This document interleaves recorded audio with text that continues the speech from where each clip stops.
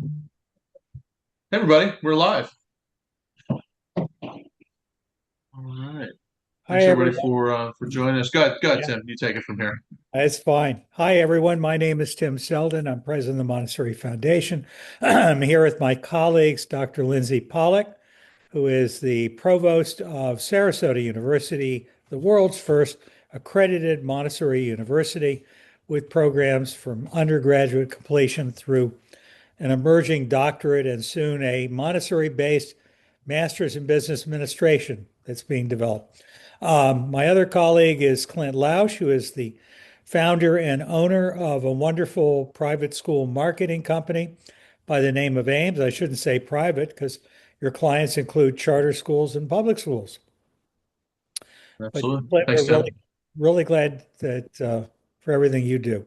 And Clint, I think you're going to take the lead this week because we're talking about something having to do with the new year and getting ready for re-enrollment and new enrollment. And I see Soraya just put up something.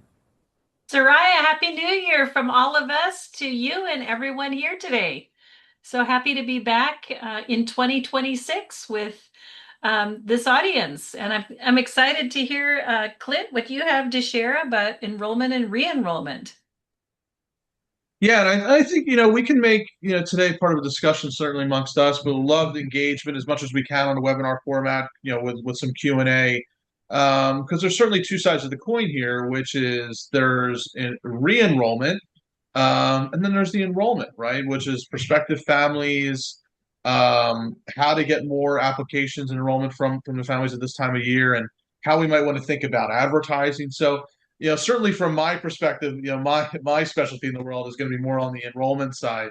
And love the discussion, Lindsey, with you, Lindsey, and Tim on the re-enrollment side. Mhm. Um, but one thing that I always like to start with, and sometimes like I sound like a broken record with this, but I'm going to talk about the enrollment side for just a second, and just share my screen with you and just pull this up. Now, you may have seen this before, just out of curiosity. Type in a one if you've seen me present this before. Type in a two if you have not. Just out of curiosity, how much I'm going to bore everybody here.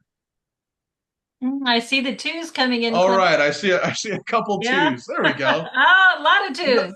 you know Oh, what that great. This means? is That means new. that means everybody on here needs to sign up for more of our webinars, and then you would see Yes. me present the same thing. All right. So here's what this is. This is from Google Trends. So if I look at a search term, like let's say private schools, this gives us this graph is interest over time based upon search interest. So how often are we seeing families go into Google and search for private schools? And this is on a scale from 0 to 100.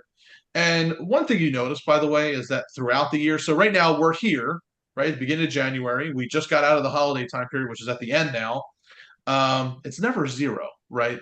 So the point that I'm going to make a couple points here on this graph. One is we're here. We kind of stay at this pretty high interest level between 75 and 100, if you will, all the way through Memorial Day, right? The end of May. And then, we typically take a little bit of a dip around 4th of July. And then actually by the time we get out of 4th of July and into August, we see it peak again. And then as we get into the fall, and we take a big dip here at holiday time period, which we just got out of. So by the time you hit Thanksgiving and Christmas and the New Year, that interest declines, but then it spikes back up to where we are right now. The reason I point this out is that especially if you're thinking about your marketing, your admissions, your enrollment, and maybe if even if this doesn't match your normal admission cycle, just knowing that there are families from now until May, and certainly through the summer. I don't want to discount the summer. Sometimes we forget about that. But especially now through May, that they are still in search mode. And you'll typically find families in three categories, which is one, they probably know they're coming to your school, right? So they're ready to make a decision, they're going to come to your school.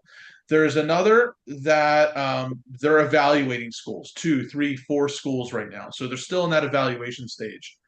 And there's a third group who they, for whatever reason, might be a little bit unhappy. Maybe they're looking to change schools. So that's where sometimes of those late applications might come in.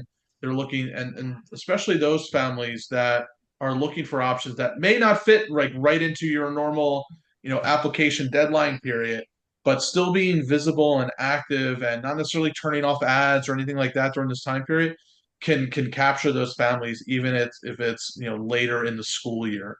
So I just wanted to start there in terms of kind of setting the stage for how we might want to think about marketing and prospective family marketing. So let me stop sharing. And Clint, I think one thing to remember about this is that it's not just the people who you might expect to change schools who are looking. Be aware that the families that you have at your own school are also looking, and they may be looking on behalf of a friend or someone who's moving into town. You know, but don't assume that just because you are comfortable with your enrollment today, that all those families are going to stay with you.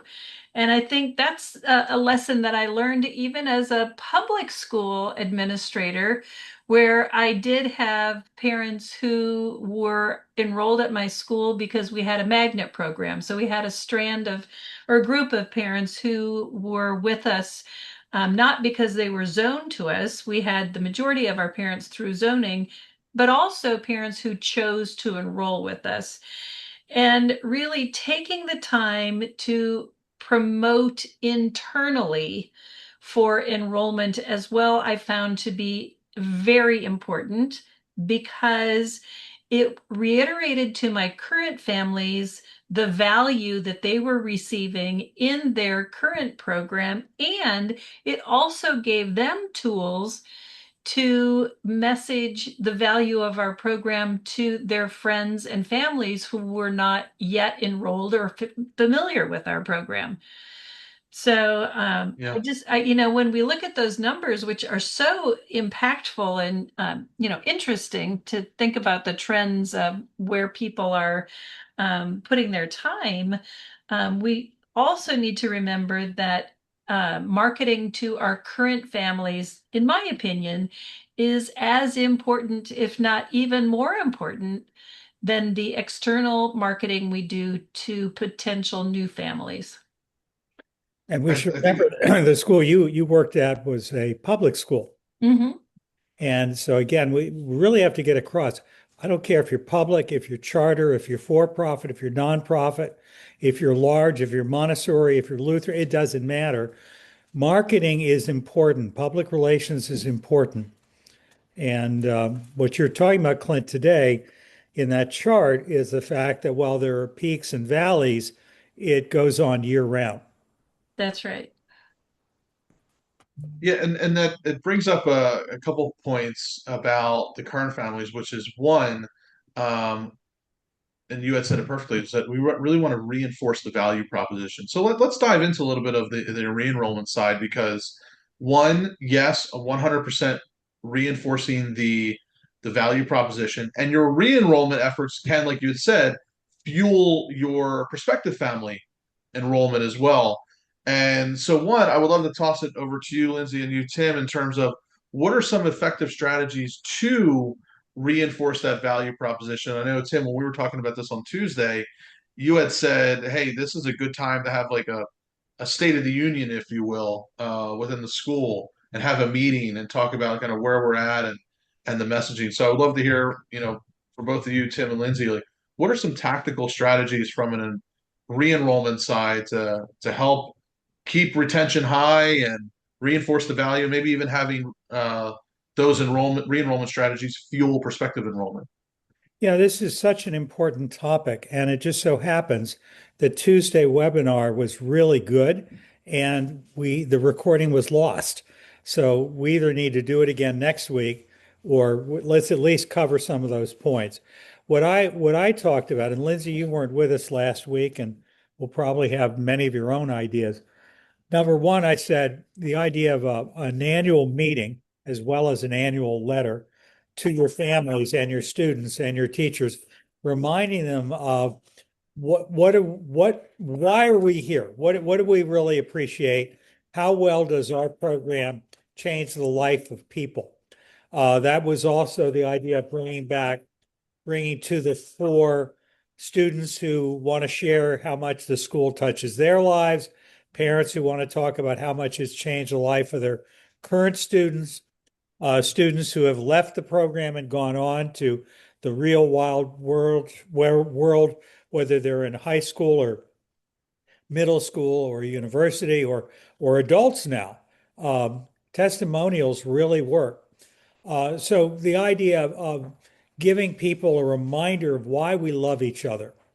Another thing that I always did was I would typically have my parents in a circle, and I would start it off with I think it's important for us periodically in the course of a year to reflect on why are we here? What brought us to this school in the first place?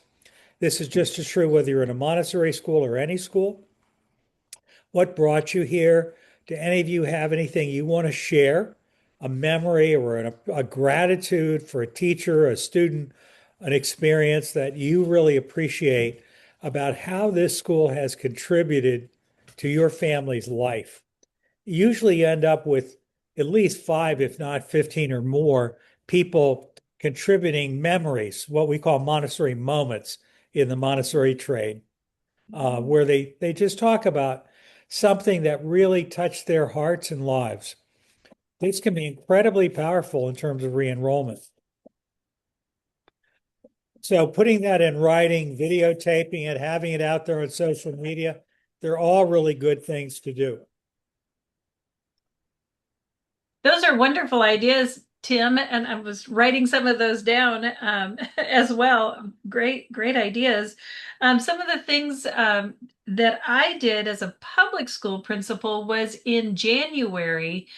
I would send letters out to my staff members asking them to declare their plans for the upcoming year. Were they coming back?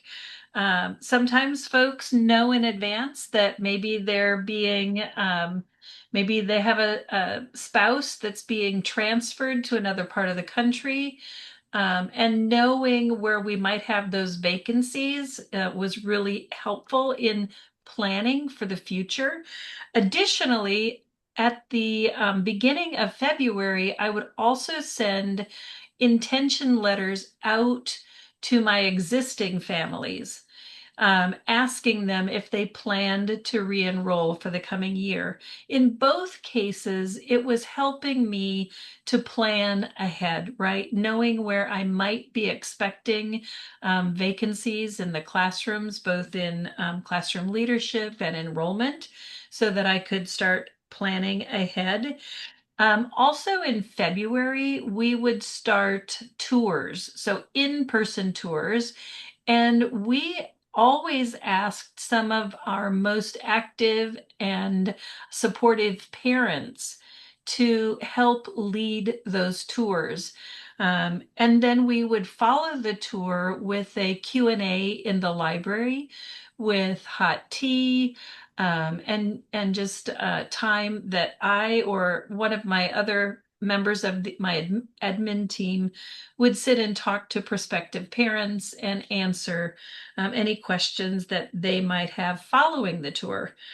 Um, we also had a big event in February that was our annual tradition, was our pancake breakfast, where alumni, current families, prospective families would come together. It was always our dads in the kitchen flipping the pancakes, and the moms would coordinate the silent auction.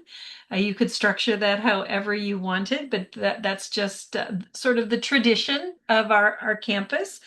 And it was fun, and people always looked forward to that event, and it gave an opportunity to really highlight the experience of the school. We also had a glass classroom set up, so prospective parents could tour a classroom where we had children whose parents had volunteered to help, children working in the glass classroom, um, and it was just a wonderful enormous and exciting community event that really once again reiterated the value of the community and all of the rich elements, the tapestry of the dynamics that were occurring on the campus. Um, the the pancake breakfast also had a component of a talent show.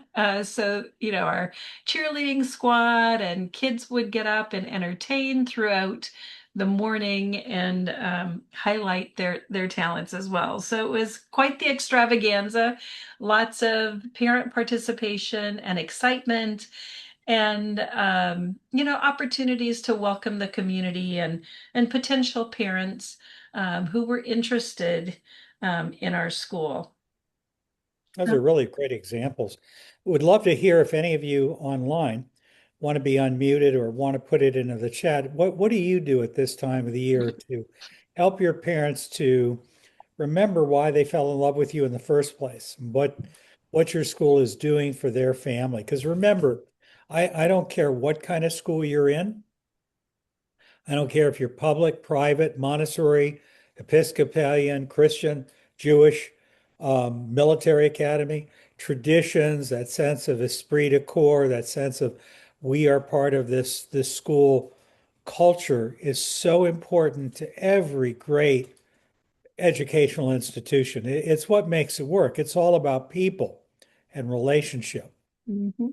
And while, if there's anybody have any questions, anybody has any thoughts about things that they're doing effectively to reinforce that value proposition to their families, would love to hear from you. One question I had for you, Lindsey, you were talking about how you were getting parents involved in tours and pancake breakfasts. I hear a lot, and we actually had this question on Tuesday, which is, how do you get your parents more involved, right? It's like you want to ask and you do ask, and then sometimes you get volunteers, sometimes you don't, and you got to keep asking.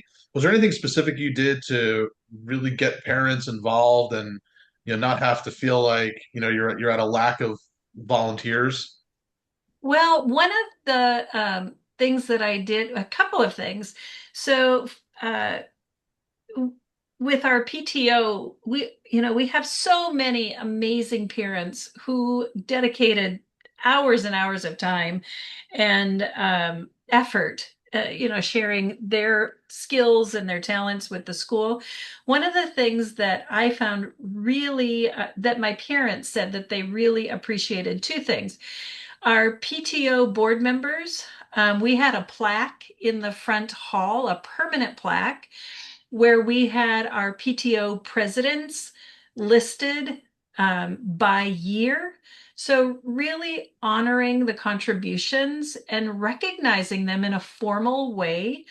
I know, we sometimes feel like we don't want to rely on extrinsic rewards to motivate people. And at the same time, I think it's also very important to honor and recognize and show our appreciation for people who do go above and beyond. So embedding some of those systems to really say thank you to our parents, and they don't have to be expensive.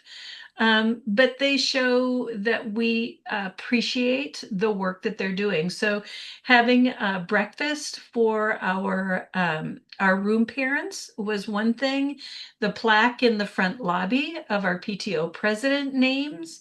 I did visit a school recently where they had their PTO board um, on a plaque in the front by year. So I wish I would have thought of that, but that's just another way to recognize your volunteers. And Clint, another thing that I did was I made a banner of volunteers and hung it in our cafeteria. It was a very large banner and it had the names of all of our PTO board members at the top, and then all of the committees and the people who were serving formally on those committees. Now, can you capture every single person's name who contributed to the school? Probably not. And I will say that having those uh, those places in our school where we formally recognized folks I did see participation increase dramatically. So whether or not there was a direct correlation, I didn't do the research on that, but anecdotally, I can say that once I started instituting some of uh, those recognition procedures, that I did see increased participation in my parent body. Fantastic. People want to be appreciated, and they deserve that too. And along those lines, there was a question that came in here that I'll toss your way here, Lindsey, which is what would you suggest for small schools like 2 or 3 classrooms where PTO looks on a big scale? How do we involve essentially how do we involve parents or attract them to volunteer? Any other ideas like a pancake event? I know you may have just answered some of those, but maybe on a smaller school, 2 or 3 classrooms. Any other ideas, Lindsey or Tim, on Well, One thing, one, sorry. one thing that helps is to make it scarcity. Like we only have room for 5 parent ambassadors. If you're interested, please sign up. This is a great opportunity. Another, of course, is to give them some kind of tangible reward. Most people really love bronze plaques or some calligraphy, something on their office wall, bragging wall, as they call it. They want something that really says, Lindsey, your contribution to our school really meant something, if it's Hmm. really beautiful. Um, and the last is, you're lucky if you can find 1 or 2. I mean, let's face it, we're not going to get large percentages of parents that are willing to go out of their way to promote us unless we do. And sometimes it does happen. I would also add that a phone call asking the parent directly to help um, makes a big difference. Standing outside at pickup and dismissal, I would get a lot of volunteers shaking hands and having a specific task that I could name to ask a parent to give, maybe 30 minutes of their time to come and help. So, sometimes it feels overwhelming as a parent to say, oh my gosh, I'm going to volunteer to be the room parent for this whole year. But maybe I could be the room parent for September or October. Or maybe I could bring the flowers for the classroom. I know one of my teachers had a parent sign up sheet. And I think, especially in a smaller school, you might consider doing this where you have specific tasks or jobs for parents throughout the year that they can sign up for, maybe online or on a sheet at the entrance to the classroom, door, where parents could, sign up. Maybe you have 3 things that you need done on a weekly basis. You need flowers, you need the mats washed, and you need copies of the work plans made. Maybe naming those 3 things and then setting the time. Monday morning, we need the flowers. Friday afternoon, I need the mats picked up. And maybe Friday morning is when I need those copies made for the work plans. And then, helping parents understand this doesn't have to be a full-time job on top of everything else you're doing. But if you have an extra 30 minutes Friday mornings, we really need you to come in. And you don't have to do it every Friday morning, but maybe for the month of October, you could be that person. So I think, getting parents interested and helping them understand that they can be successful at these tasks um, can be a strategy. Also, to remember that not every parent has a positive memory of school. So for some parents, school might not have been a happy place for them. And so helping them build success and fond memories, especially as their children start school, can be part of what we offer our families in the volunteer experience. That's so important, Lindsey, what you're saying. Whether parents have a good memory or not, some of them are the groupies, they come out of the woodwork and they're in our office every day, and they're just wonderful. We all have those true believers. But all of you who are mentioning that it's hard to get parents these days to do anything, that is very true. But one thing you can do is go out of your way to try to Mhm. cultivate, to make school a really positive experience for parents. And there's a lot of ways to do it. One is thank them a lot. Mhm. Another is watch out that you don't have a group of an in group and an out group, a group of parents that a new parent in the school looks at it and the same parents seem to know, they have keys to the building and they know everybody and you need to make people feel at home.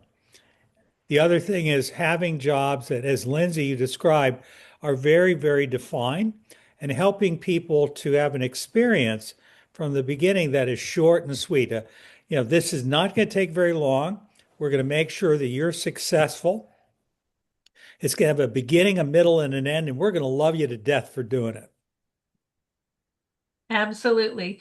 And other things that I think about, Tim, especially if you're having trouble recruiting folks at the beginning, make sure, like Tim is saying, make those big gestures open and public, and so that other people are saying, wow, Lindsay's getting a lot of accolades for bringing the flowers for the classroom. Maybe mention a parent's name in your newsletter, or maybe on your website, include pictures of the parents who have a group pictures of parents who volunteered for that week. Include that in your newsletter, with their permission, of course. But like, I love what Tim said, just love the heck out of them and show that you appreciate them, building those relationships and making sure that everyone feels that they have um, you know access and there's equity, that we're not playing favorites with any one parent group, that everyone has a chance. And please remember the parents who might not be able to come in person. Sometimes they might have a younger child at home that makes it difficult, or their work schedule. A couple of things that we did for parent involvement included setting up a parent room where parents could bring their strollers in, and we had a laminating machine, and we had a binding machine, and all the materials there. So, and we put a coffee pot in there, and we put it, all the little snacks, so that parents could stay and bring their little ones, their toddlers and infants. We didn't have an infant toddler program. Our program started at 3 years old in my public school, but we had a room where parents could come and hang out and talk to one another, and the infants and toddlers could play together in that room and be safe. That gave an opportunity for connection and building relationship, and people wanted to stay there. People wanted to continue in that community. Um, so, making it possible, and then recognizing parents who are volunteering from home. We had parents who would take laminating home and cut it. Now, we might not ever see them at the school in person, but they were doing so much to help our teachers remotely. So, considering, how do we engage parents in ways even where they might be able to support us from home or from their workplace. And that brings up a good point because I saw there was a message here in chat from Jill who's saying, look, parents are just so busy, right? There's a million things going on. They're all overscheduled. And I know Jill had said, we're doing a lot of this, but still having trouble with parents stepping up. And maybe one of those good ideas is, hey, can we engage them to do something remotely? So that could be one option if you're not trying that already. Um, so that's a great idea. And one other thing I was going to add on, especially if you're having trouble getting some parents to step up is, and again, not saying you're not doing this, is something I was thinking about and with talking with other schools that have had success with, when you're asking for volunteers, don't just say, hey, we need a volunteer, can somebody help with this? It's more along the lines of, here's what we need help with and here's how long it's going to be, right? So it's, hey, we need somebody to greet families at the door for 45 minutes. we need a face paint helper and no experience necessary, Right. right? We need somebody to hand out the pancakes. It's going to be for 30 minutes from 8 to 8:30, and that's it. So the more specific you can be, set expectations, and sometimes that can help, maybe take the fear away if there is fear from volunteering, and just make it as easy as possible. Absolutely, Clint. And I think it's important to also remember that this has to be ongoing, consistent strategies. So if we implement something, when we think about changing behavior, there's some research that suggests it takes 21 days, 21 consistent days to change a behavior. I know there's some disagreement about that in the research, but I know for myself, if I try something one or two times, it's probably not going to change the way I'm behaving or perceiving something. But if I'm consistent and pursue this over time, I'll be more likely to be successful at it. So I would just encourage everyone, write down when you start a new strategy, and then give yourself time and your parents time to respond to these new ideas and new strategies, because it will take time to build those relationships and to see your efforts pay off. It's not an overnight fix, but it's really a change in the culture and your operating procedures that will make the difference. We are putting our finger on what, in my opinion, is one of the most important issues in the running of any school. And Jill, I really appreciate what you're adding in the chat, because it is so hard sometimes to get parents to really listen to us, or to engage, and to let down their guard, or to make time, and so forth. And by the way, my own experience is, after the holidays, people actually go into kind of a depression, and they may become less engaged than they were before. I mean, typically in a school, the beginning of the school year, everyone is high, and then it really drifts down as we get into early November, gets really crickets throughout the month of November and December in the United States, where everyone is so stressed about buying presents, going to parties, planning parties, everyone is stressed out. And then they come out of it and they're feeling overfed and overspent and poor and exhausted and whatever. And you may or may not get crickets. So, in my opinion, this really starts with recruitment. It's Hmm. about every new family in the school. And I've said this before, many of us have been dating all the wrong guys and girls. We've got families in our school that we've let in who really don't love us. They don't care about us. They're there, but they're there just for one day at a time. And Hmm. I'm not suggesting we become snotty and start telling people you're not good enough for us, but I am suggesting that from the very first time you answer the phone or answer an email, every single thing you do, it has an opportunity to build a relationship, and to turn some parents on and to turn other parents off.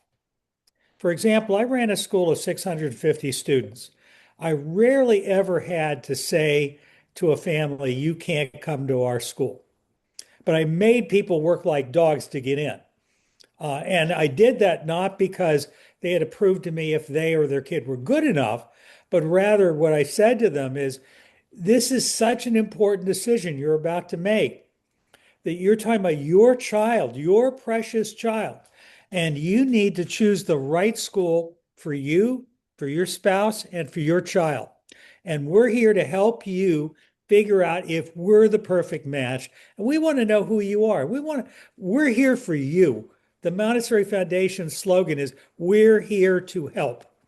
And I think that model works so well in any school, big or small, preschool, high school, everything in between, even Sarasota University, right? Absolutely. All about relationships. Absolutely. So bringing people in the fold is what I'm getting at. Tim, it jogged my memory. One of the surveys that we sent out to parents at the beginning of every school year was asking parents for their talents as well. So we would send surveys home asking parents what they were interested in, what their areas of expertise were, and where they worked. So, for example, when we had career day, or when we had, maybe even an area that we had a question about, we could consult our database of parent talents and we could reach out to those parents directly to say, hey, you work at, the bakery shop, and we have our middle schoolers who are we have a middle schooler who's interested in a career in baking, or in hospitality industry. Could you be a location for, one of their volunteer days or one of their work study days? That's also a type of volunteering and engaging your family, where they can be active and contributing from their place of work. So volunteering and participation comes in many different shapes and sizes and commitments of time and effort. But I know that that was another aspect that really, really helped us. Another thing that also comes to mind, and this does go back to enrollment and re-enrollment, is we printed out a lovely certificate and went to the dollar store and framed the certificates. And we went to area businesses, uh, and and the certificate said, Garden Oaks is my school of choice. We support Garden Oaks Montessori Magnet. And we would ask area businesses to place those signs on their wall, on their on the table, in their entryway, in the pediatrician's office, and the businesses were always happy to have that beautiful certificate that was already framed. Again, it was a dollar store frame, but we made it look really nice on lovely material, parchment paper, and they were excited to have this certificate. And to parents could also take that same certificate to their place of work and proudly display that. Again, this is promotion and marketing of your school. Because, if somebody walked into my office, think about a parent who's got this sign sitting there. They're now an ambassador for your school, and it opens up that conversation for anyone walking into the room to say, "Oh, Garden Oaks Montessori, tell me more about that. Does your child go to school there?" And again, the parents were choosing to be a brand ambassador for you. But it again goes to this idea that parents feel connected, they feel responsible, they're volunteering to share information with others, and it's important to meet people where they are and to help them feel valued for whatever contribution they're able to make.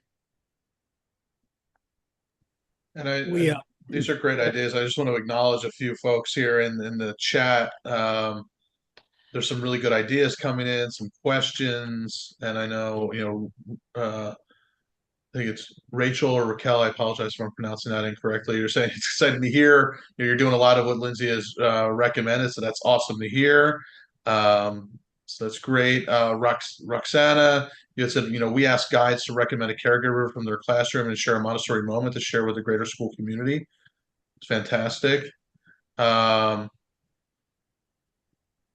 Soraya, I hear you saying, you get the same group of parents who are always available and willing to help, but then the rest of the parents think I'm paying tuition. It's the school's job to take care of the rest. That is a common one, and maybe that goes hand in hand with Allison. You had said, I think it's important to set the expectations of involvement early, like at a back to school meeting. So, those setting those expectations early on can help overcome some of that where if you're not setting those expectations and you're asking for volunteers, and maybe some people are like, well, why should I volunteer? I don't, is it that big of a deal? And And we all know how big of a deal it is, but maybe like especially maybe new families have no idea, You want to right? do it before they get in. That's Yeah, right. a good point.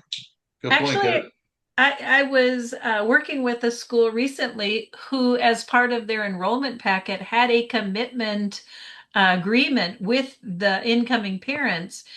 And they had a list of things that the parents could commit to volunteering. And they also had a number of hours that parents were committing to by signature as part of the enrollment. And maybe that works for your families, and maybe it doesn't. That's your school's choice, whether or not you want parents to volunteer or if that's helpful. But it does give opportunities for relationship, connection.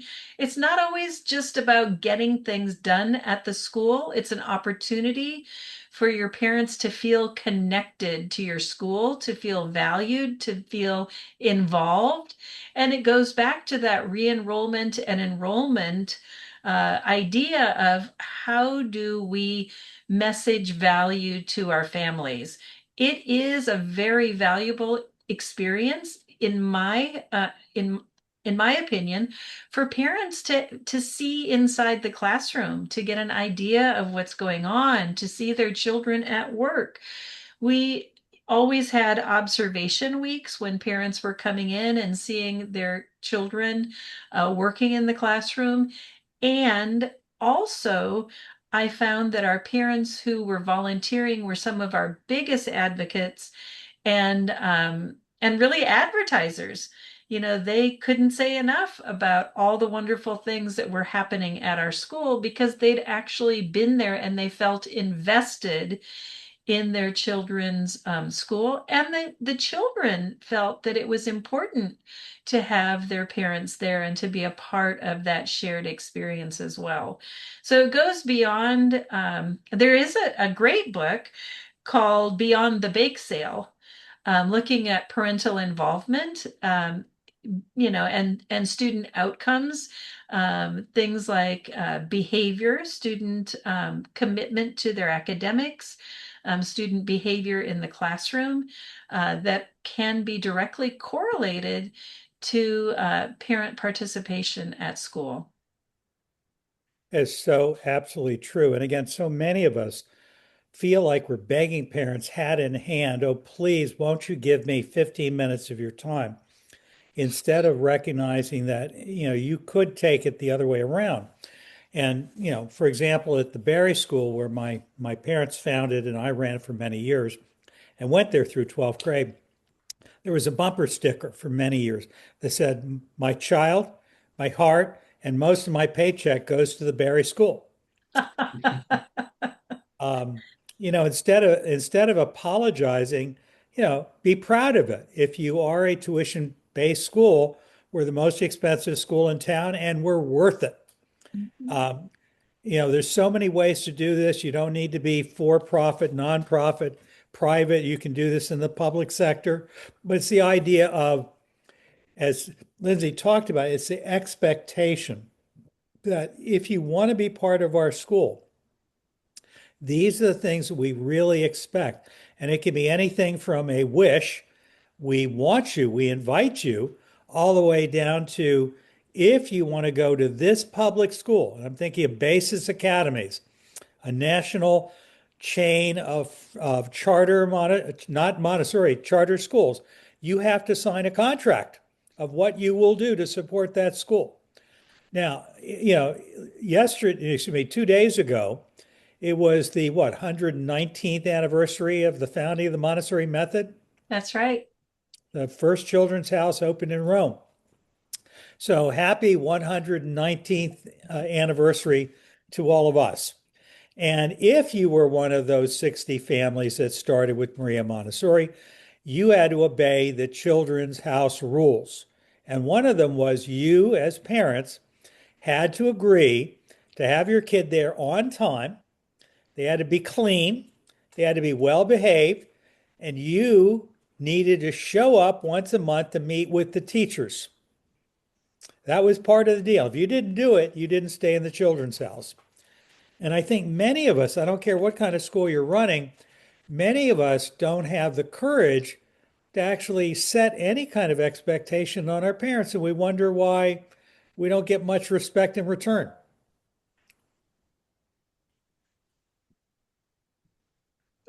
So as I'm I sitting here, and it's pretty amazing that we're already at a quarter, almost a quarter of towards the end here. And what I was thinking about was a couple strategies on the enrollment side, real quick, and then we'll see maybe open up for some more questions and conversation around anything enrollment, re-enrollment side.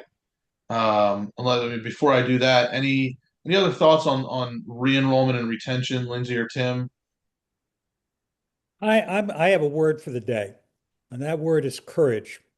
So I got a call a few days ago from my friend Dr. Paul Epstein, with whom I've been working with Paul through the Barry School, through the Montessori Foundation, through AMS, IMC for about 50 years now.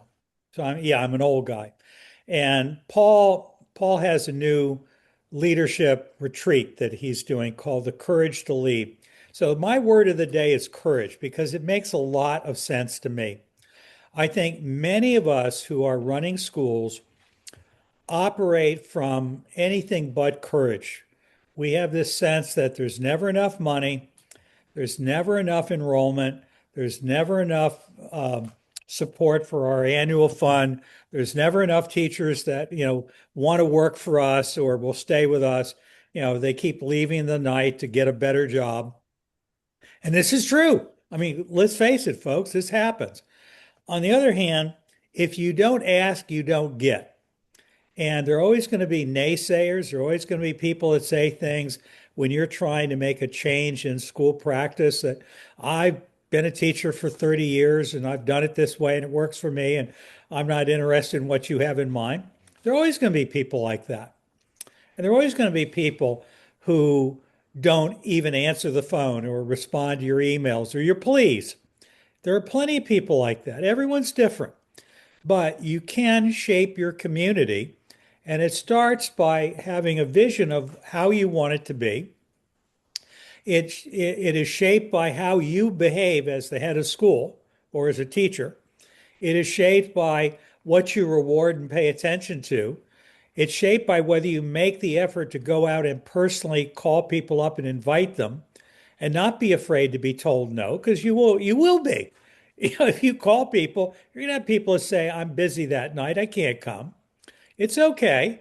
But as long as you're nice to them and you don't make them feel guilty, but let them know that, really sorry you can't be here. We'd love to have you. I will call you again next time and hopefully you'll join us then because you're important to us and we care about you. I think all of this is directly tied to whether we're going to build that new indoor pool or have a successful annual fund or whether enrollment is going to be good or whether kids stay with us for kindergarten and beyond. It's all directly connected. And happy parents and happy kids lead to happy teachers. So if you're having trouble recruiting and retaining teachers, there's a direct correlation. It's all interconnected. I agree with you 1000%, Tim. And I'm sitting here having my breakfast. I started this morning at 5 o'clock and I'm sitting here. It's now 1 o'clock Eastern, almost two. And I finally couldn't stand. I had to get coffee. I had to get a roll. I have so much fun with these things every week.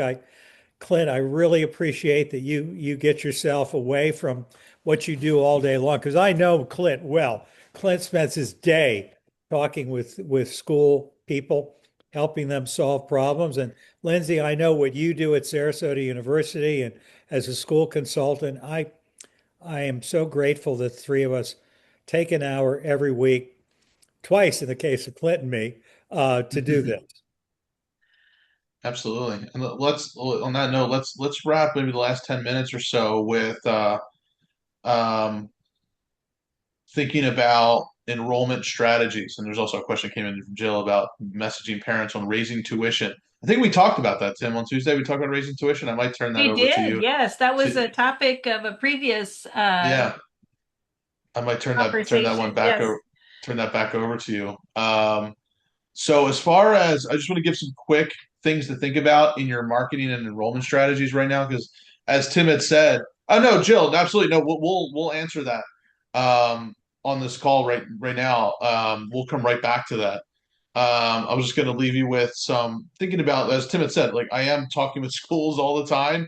The nice part about owning software is that I get to see a lot of the data and what's working, what isn't. Having a lot of conversations. Where are the challenges happening? Where schools have been really successful. So let me share with you just a couple things that I think will be important for you, whether it comes to advertising and marketing to your family. So one thing is, I know we have application deadlines coming up, and there's always um, and like a first instinct to say, well, I want to run an ad campaign to get more applications. I can tell you from doing this for a very long time, those campaigns very rarely work from an advertising perspective, meaning let's run an ad and hopefully people are ready to apply. The only time I would run an apply now type of campaign is to the people that are already in your database. And you can do that, right? Not to go into the weeds about the mechanics of this, but like, for example, you could go into Facebook or like you could go into our platform where we connect with Facebook and you allow you to run AI ads. Um, you can upload, hey, here are my 500 families that I have in my system over the past 12 months, 24 months, whatever. I'm just going to advertise to them. They know who we are. Um, and we're going to this is just another touch point to let them know. The nice part is when you do that to a very small segment of your audience, you only need a couple dollars to do that, a couple dollars a day over a short amount of time, right? It doesn't cost a lot to reach a couple hundred people. Um, so I just want to point that out there because conversations I hear a lot. Not that we have any of those board members on here, but I hear things from the marketing director and admissions director as well. I hear from the board that we should run a campaign to get people to apply now. Yes, but be careful with those advertising campaigns because they don't typically you're not typically going to get somebody to just see an ad and apply now. So that's one. Now, staying on the topic of advertising, also something I see work really, really well because this is the time of period, this is the time period where you're going to start to get a sense of, hey, are we light in any of these grades? Do we have some open seats? And the nice part is, both on Google and on Facebook, you can get very specific with your advertising to those families. You want sixth grade families, you want third grade families, you want kindergarten families, right? I just had a conversation with schools like, hey, we're good on preschool and kindergarten, but man, we need some more elementary. And the question is, well, how do you do that? Now, the nice part is, thinking about like on Facebook, you don't even have to these days, if anybody spends their time inside of Facebook, their ads manager, you have the option to choose who you want to advertise to. That no longer works very well, actually. What works really well is what your messaging says. If you want elementary families, if you want middle school families, literally say that in your ad. And it sounds very simple. I can't tell you how many ads I see that it's like, hey, come to our open house, right? It's very broad in general. But the more specific that you can be in your messaging, Facebook and these AI algorithms, they actually look at that and do a really good job of placing your ads in front of those families. So as you're sitting here thinking about, oh, I need to fill these seats, how do I go do that? If you're thinking about advertising, think about the messaging that's specific to that particular grade level. And you can usually do a pretty good job there of targeting them. In Google, it's a lot easier because you can just target keywords. If it's elementary, you're only going to target elementary keywords. So that's another key strategy for advertising. Probably one of the biggest opportunities that I think is undervalued at this stage or any stage throughout the year is leveraging your existing email list. Um, I feel like the email list is something that is so underutilized, but this is a good time to go back over the past 12 months or so. Who's in your database, break it out and segment it. Who's had a tour but hasn't applied? Who inquired 12 months ago and you haven't heard from in a while. And so um, having a dedicated email campaign for them is really important. But let me expand on that real quick here for a second. Don't just make that one email and say, hey, application deadlines are coming up and go click here to apply. Think about this campaign as like a 3 to 5 part email sequence. One email goes out every few days. And email number one can be, hey, application deadlines are coming up. Email number two could be an FAQ email. Here's the most common questions we get from families. Um, Email number three could be testimonials and schools and student stories, alumni stories. Email number four could be again a push towards, hey, deadlines are coming up and we need to if you want to get it in, click here now. So think about that as like a 3, 4, 5 part email sequence. So you're not just relying on one email. And I see a few comments coming in here, so let me address those as we start hitting the hour. But those are some of the main things that I wanted to address, which is leverage your email list. If you're looking at specific areas of the school that you need to fill, you can do that with your advertising, being very specific about who you're targeting. Be careful with those apply now strategies on advertising. They tend to get a little bit more costly. What about morning segments on local news if your director is willing to be on television? Hey, if you can get on television, I'm not going to say no. As long as they're not going to charge you like $5,000 to do it. But yeah, And I would say be careful about morning segments. What is the topic that they want you to talk about? And be prepared. I have done morning news segments, and you want to know what you're walking into.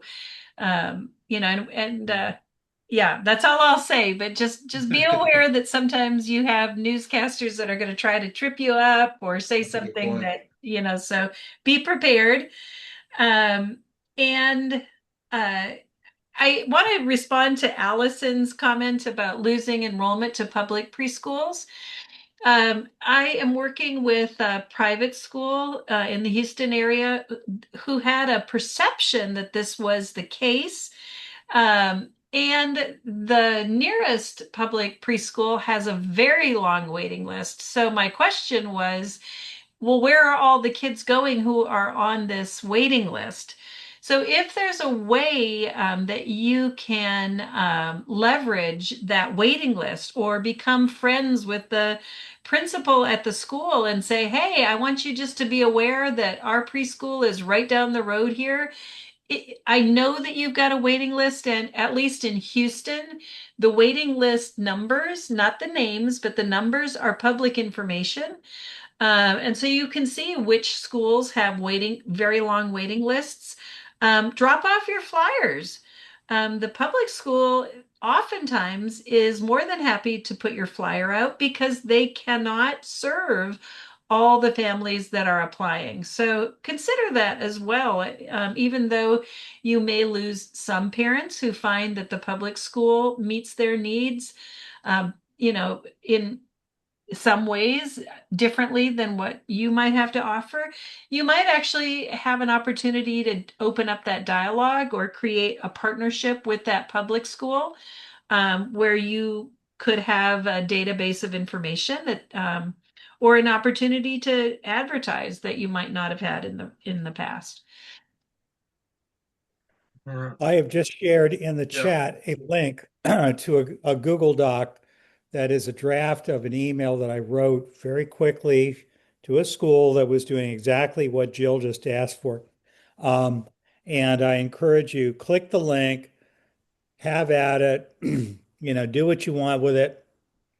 Uh, don't change it because there's probably multiple people, but make a copy and see if any of that's helpful to you. But I think the most important thing I heard from Clint is don't communicate once. The people have to hear this stuff multiple times before they even know you were talking. But Absolutely. part of my message is don't be embarrassed. Don't apologize for the fact that you have to increase tuition and it's expensive and somebody may not be able to afford it. I mean, frankly, that's why we have financial aid. And Mhm. hopefully you do have financial aid. And if you don't, hopefully you will. I mean, it's a good idea I'd rather have some tuition than no tuition, which doesn't mean that you can just give the store away. But the bottom line is we're trying to do the most we can with what we have for the most children, the most families that reach us. I hope today was useful to everyone. I just want to remind you, if you are an independent school, Montessori or otherwise, and you need help with marketing, I really recommend you get a hold of my friend Clint. He didn't put his email address in. I know it's Clint at getaims.co.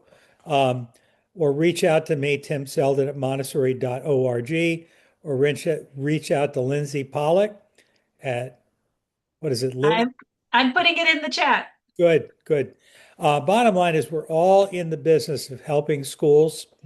We all want to help if we can. Do not hesitate to reach out. So if we can help you, sometimes a small investment of time and money is everything it takes to turn a school around.